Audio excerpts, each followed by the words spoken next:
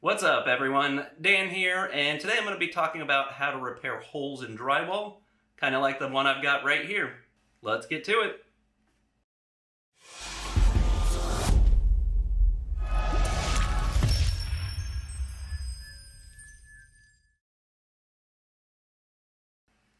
So you've got a hole in your drywall, and you're getting tired of looking at it. What can you do? Well, as a DIYer, there's a few choices. The first and easiest choice is you can just put some artwork over it. But let's say your wife says, no way. Here are your other options. So one of your choices is a drywall patch like this. This is pretty much just a perforated sheet of metal with a self-adhesive mesh over it. You peel off the backing, it sticks over your hole, and then you just mud over it.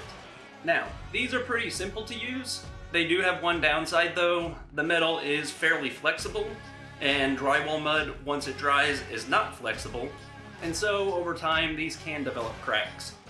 Another option is pretty standard drywall hole repair.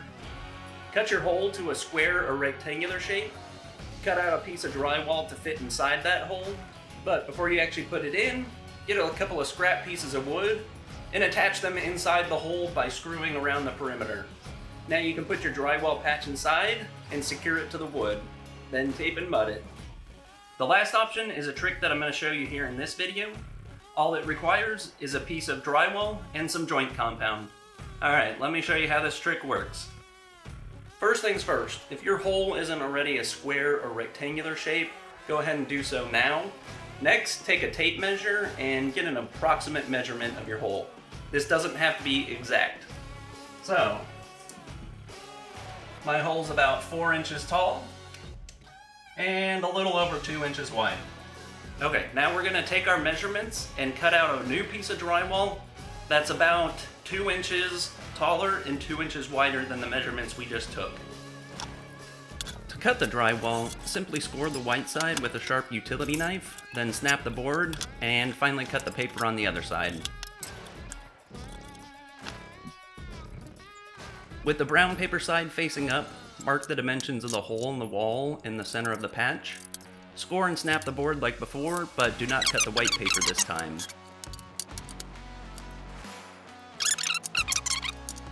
Remove the gypsum core from the white paper using a drywall saw, a utility knife, or your drywall knife.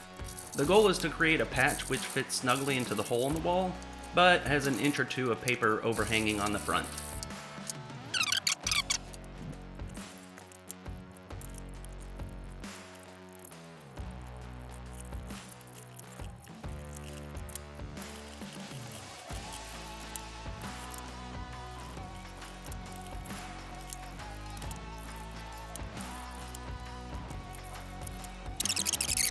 Okay, we're now going to do a dry fit of the patch that we just made.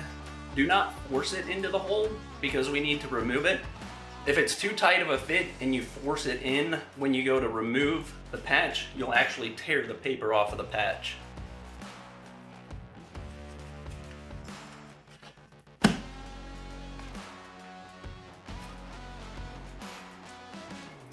Alright, it looks like it's a little bit tight, but instead of adjusting the size of this, I'm actually going to cut a little bit out of the hole in the wall.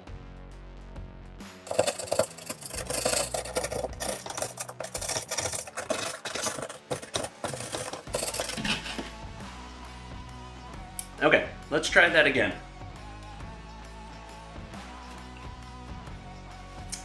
Alright, that is perfect. So that sits nice and flush. Okay, next up, you're gonna need some joint compound, or as some people call it, drywall mud. I buy it in these big, heavy boxes because I use quite a bit of it. If all you need it for is the single repair and you don't intend to use it again, you can actually buy little cups of it. It's a lot more expensive per pound, but it's cheaper than buying a big old box of it. Regardless of the size container you buy though, make sure it's just standard joint compound. You don't want plaster. You don't want what's called hot mud.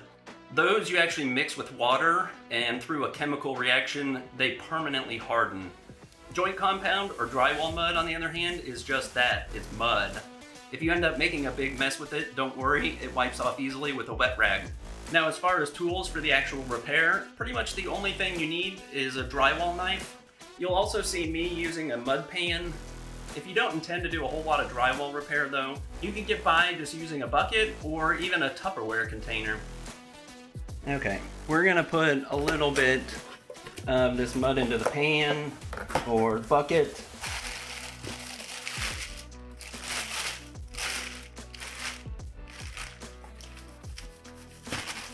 Because we actually need to water this first layer down just a little bit.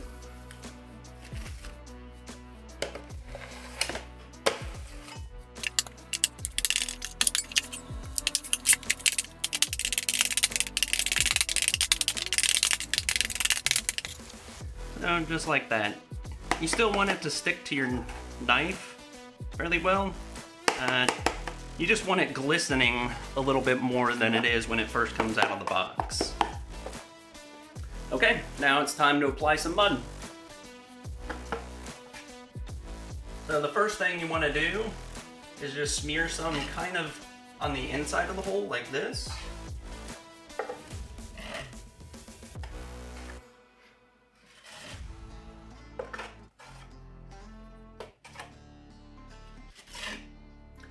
Remember, like I said, this stuff is literally like mud, so if you make a mistake, it's easy to wipe up, it's easy to clean, so don't be intimidated by it.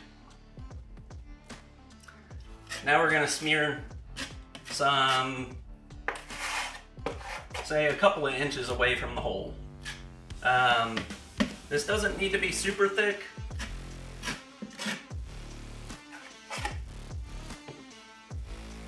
But you also want enough in there so when we put our patch in, as you'll see, we want that extra mud to squeeze out.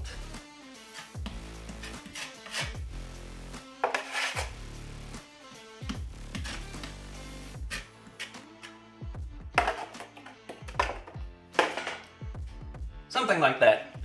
So now we take our patch and we're going to be sticking it in for good.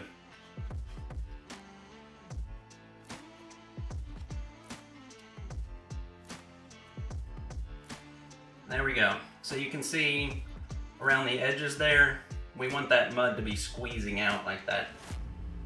So now what we're going to do now is take our drywall knife. We're actually going to try to squeeze all of that mud out from back behind.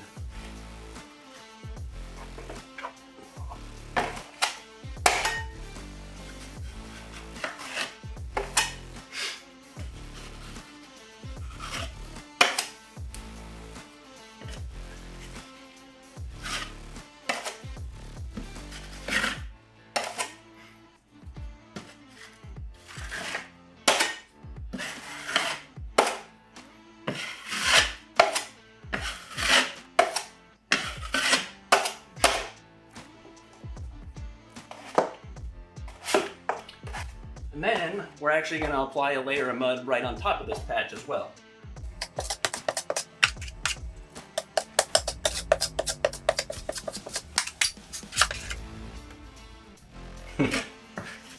Oops. Like I said, it cleans up with a wet rag.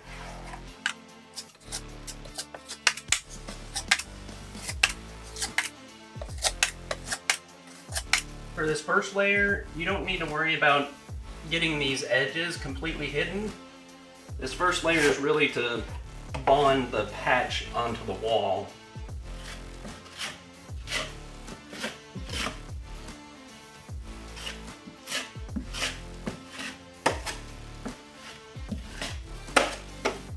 Once it dries, if you end up having a bunch of bumps, not a big deal. You can sand it down.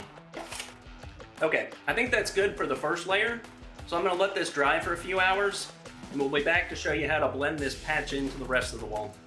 In the meantime, while you're waiting for this to dry, you'll probably want to clean your tools off. I typically do it outside using the hose. If you don't want to do that, or you don't have access to an exterior hose, you can scrape the excess mud off into the trash and then just rinse your tools off in your sink or your bathtub or whatever. A little bit of drywall mud going down your drain shouldn't hurt. Alright, it's been a couple of hours now and the patch is pretty much dry. You can tell when it's dry because the mud has turned all white. It starts out sort of a dark gray, and then it'll dry white. So next up, we're going to be applying some unthinned mud to try to blend the patch into the wall.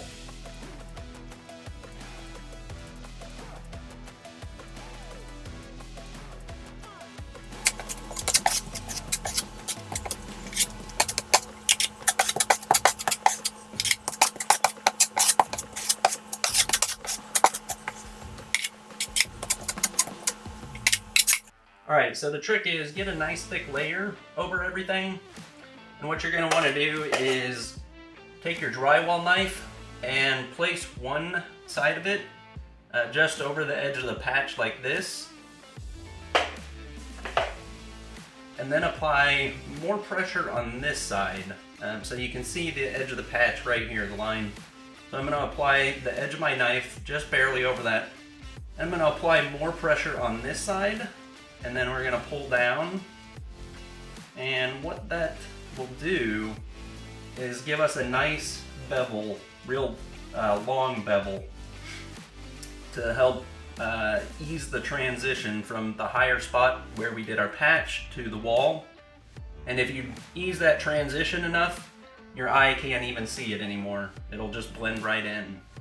And so we're going to go around and we're going to do that on all sides of our patch.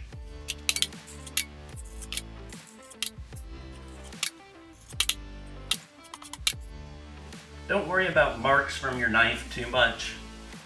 Like I said, this stuff is pretty easy to sand, so you don't have to get it absolutely perfect. You'll be able to sand out any raised spots once we're done. It'll probably take, at least 2 to 3 coats like this in order to blend the patch in completely.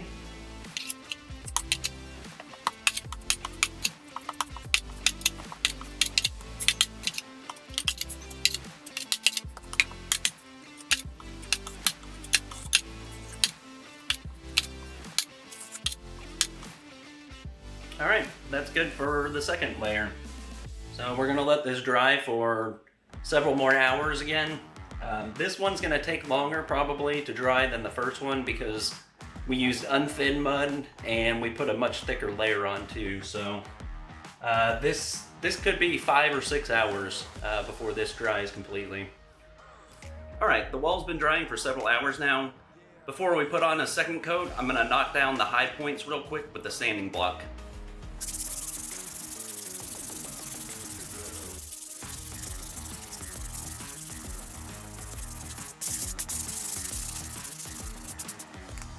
Okay, now it's time for a second coat.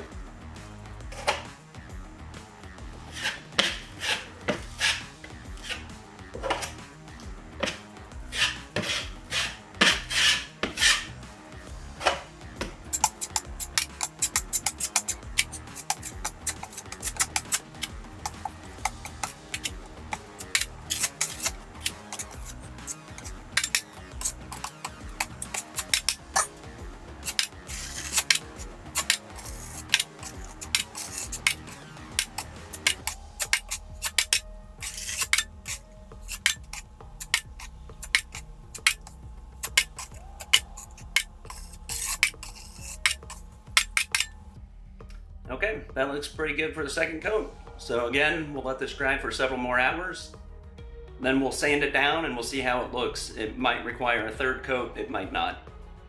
Okay, here we are. It's been several more hours and this coat is completely dry. So I'm gonna do another round of sanding and we'll see what it looks like. So what you wanna do is gently sand in the middle where the patch is. The goal is simply to remove these visible lines from our drywall knife. As you get more towards the edge, you want to gradually apply a little bit more pressure to the sanding block. And the goal here is to make a nice smooth transition from the high point where our patch is down to the low point where it meets the wall. If that transition is very gradual, the patch will blend into the wall and your eye won't be able to pick it up. So here we go. I'm going to start softly here in the middle.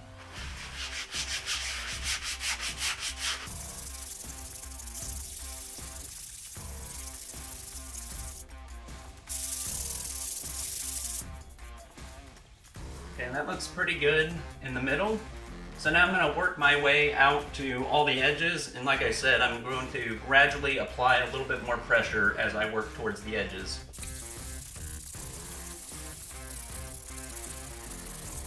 Joint compound dust is fairly heavy, so it tends to drop to the ground quickly.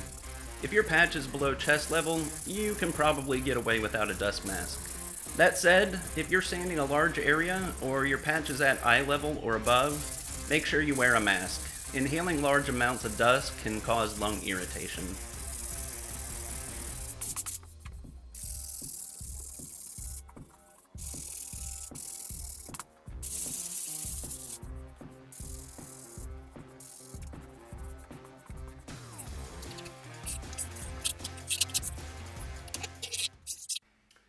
Alright, that looks great.